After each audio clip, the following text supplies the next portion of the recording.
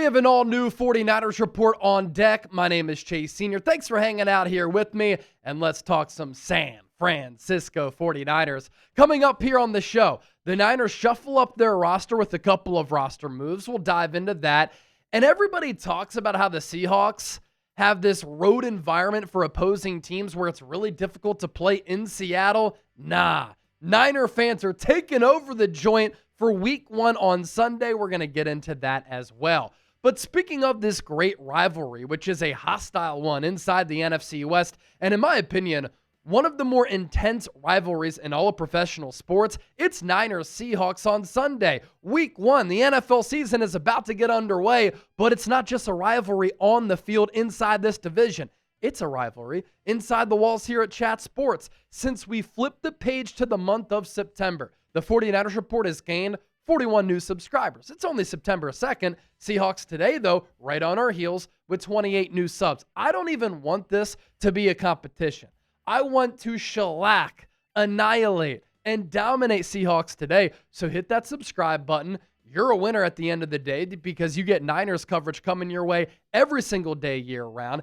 And if we get that dub with our subs battle, hopefully the Niners also get a dub on the field on Sunday. Let's go, San Francisco. So Adam Schefter with this tweet just moments ago about the 49ers making a couple of roster moves here. And it really is roster juggling, as Adam Schefter puts it. The 49ers are releasing wide receiver Russell Gage from their active roster, but they intend to sign him to their practice squad, then elevate him for Sunday's game against Seattle if he does not sign elsewhere. And of course, he does have an opportunity to sign elsewhere if he chooses. And it has been quite the ride for Russell Gage. To start his career with the Atlanta Falcons, he was a pretty good player. He had back-to-back years of 700-plus yards, and he was really forming into a really solid number 3, number 4 wideout on a good team. But then, after he signed with the Tampa Bay Buccaneers to try to win a Super Bowl alongside Tom Brady, he injured his knee. And he has not played in a regular season game going all the way back to 2022. So he was really trying to revive his career with San Francisco after signing with the team late last year. He had a good camp, had a really good summer. During training camp, he made a lot of really nice plays. Now, that didn't necessarily translate to him having a really good preseason, but he worked himself to a point where his teammates were very impressed. The coaching staff was very impressed. And he seemed and seems to be a part of the Niners' plans at that wide receiver spot. But even after he had a good training camp, this is a part of the crazy ride for Russell Gage because it's been a roller coaster. He didn't make the initial 53, but then he was signed to the active roster. Now he's been released from the 53. Looks as though now he's going to be added to the practice squad, and he could very well be a game day roster elevation for this Niners team. Now, Gage hasn't played in that regular season game since 2022, but I think it's been a good sign that throughout training camp, he was a go-to guy for Brock Purdy. He made plays for Mac Jones. He was running crisp routes. He was making contested catches. He was a sure-handed target. And because of the situation at the wide receiver position for the Niners, he could seriously play a role for this team week 1 in a huge game to kick off the year against Seattle. Because the Niners' top 5 wideouts as it stands right now, Ricky Pearsall is wide receiver 1. I think he's on the verge of having a breakout year during his sophomore campaign. Juwan Jennings is back at practice, and he returned yesterday on Monday, September 1st.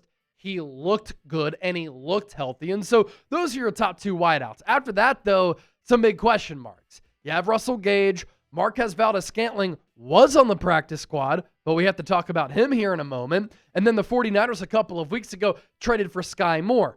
He's not really going to be a dangerous wide receiver option. He's more so going to be a gadget guy, bubble screens, end arounds, reverses, because he's good in that regard. And you just can't really trust him with catching the ball. He's not a great route runner. But really, the Niners primarily brought him in to be a punt returner and a kick returner. That's his specialty. As far as MVS goes, Marquez Valdes-Scantling, the Niners are going to make a corresponding roster move here. And it could happen by the time that you watch this show. The Niners, according to reports, are going to sign MVS to the active roster. He is now going to be a part of the 53-man club, which is why the Niners let go of Russell Gage, and they're adding him to the practice squad. And what probably happened, my best guess, this happens all the time, another team was probably trying to poach Marquez Valdes-Scantling off the Niners practice squad to sign him to their active roster, and San Francisco said, hold on, we value MVS, we think that he can contribute, we want to get faster on offense. We're one of the worst teams at separating last year at wide receiver. He can help us in that area. And so the Niners wanted to block that type of transaction. And I think this was a smart move last week for the Niners to sign Marquez Valdes-Scantling, 2018 fifth-round pick by the Green Bay Packers.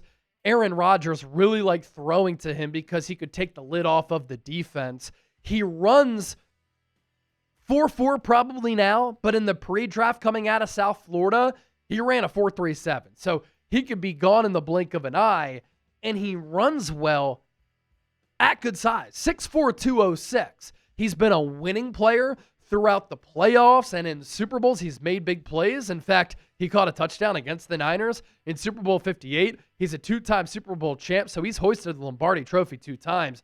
He will drop some passes. And that's what's very frustrating about him is that he can get that separation. He can run under the ball with that elite speed. The throw can be perfect, but he'll put the pill on the carpet.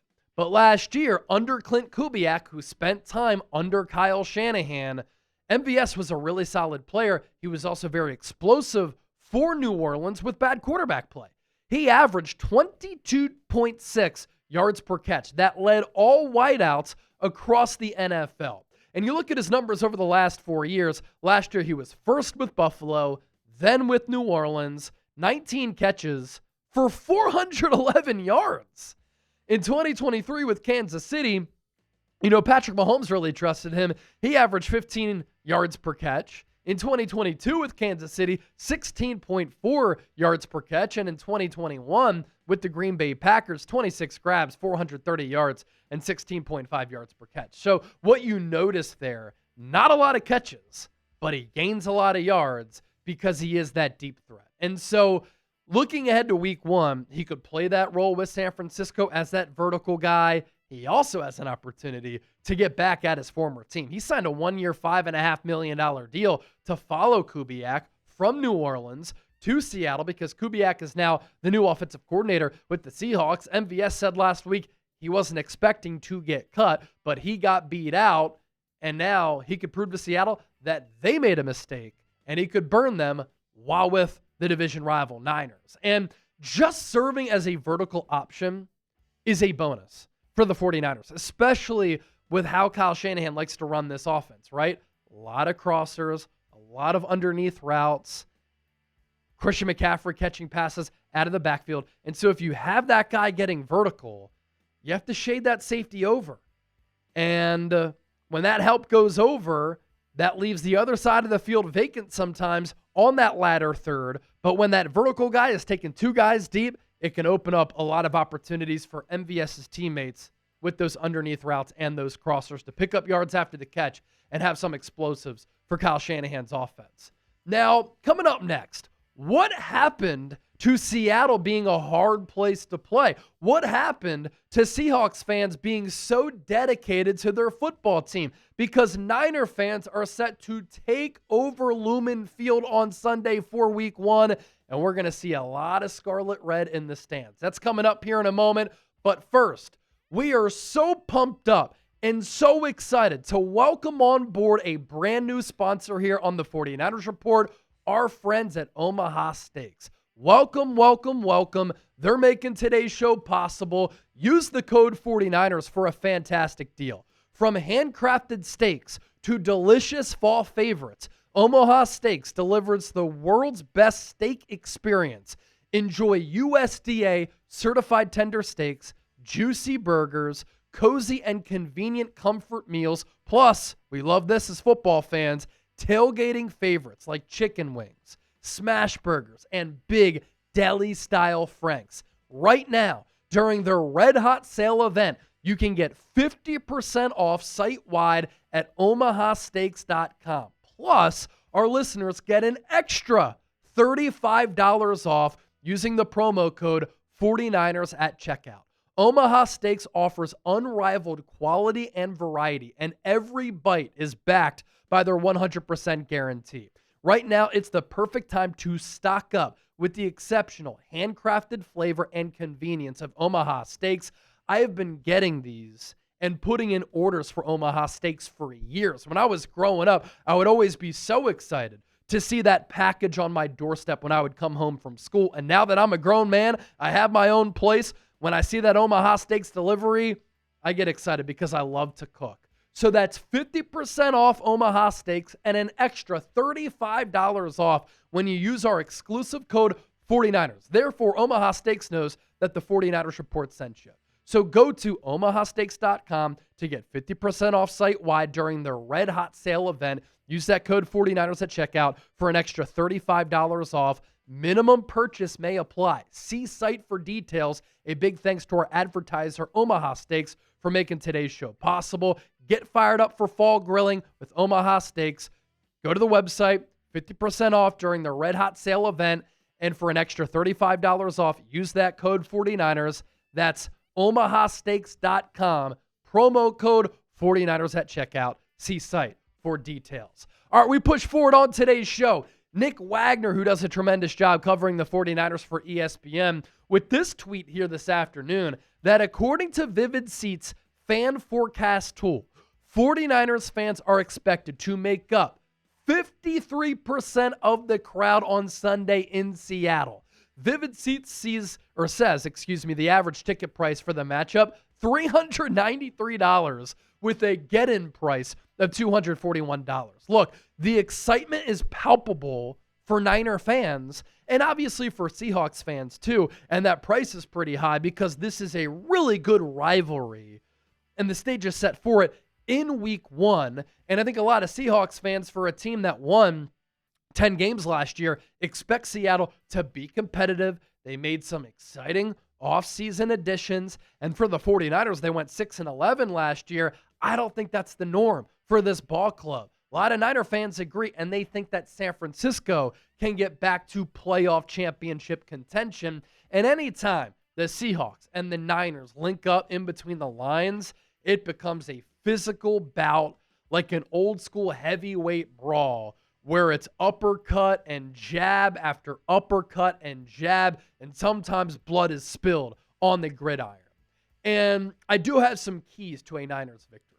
So let's get to that here before we dip on out of here. This is how the 49ers can beat the Seahawks, and these are some of the keys to the game for a Niners win. The return of Christian McCaffrey really looms large for this Niners offense. When he is on the field and healthy, he's one of the most dynamic players in the sport.